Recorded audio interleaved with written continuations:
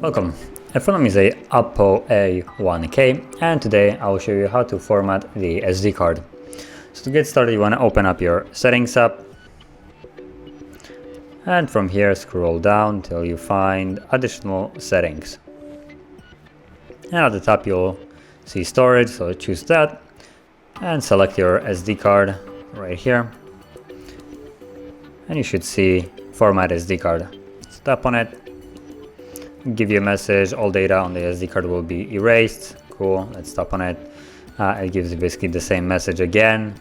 Now, if you have something on the SD card that you would like to keep, you might want to back it up to your computer or somewhere else before you begin, but assuming you don't or you have done that, just tap on Format SD card and the process will begin. Now, it's a fairly brief one, it takes only like several seconds, and once it's finished, the card is immediately ready to be used again, with just the difference of not being anything on it. So cancel, and now it's completely erased. So if you found this video helpful, don't forget to hit like, subscribe, and thanks for watching.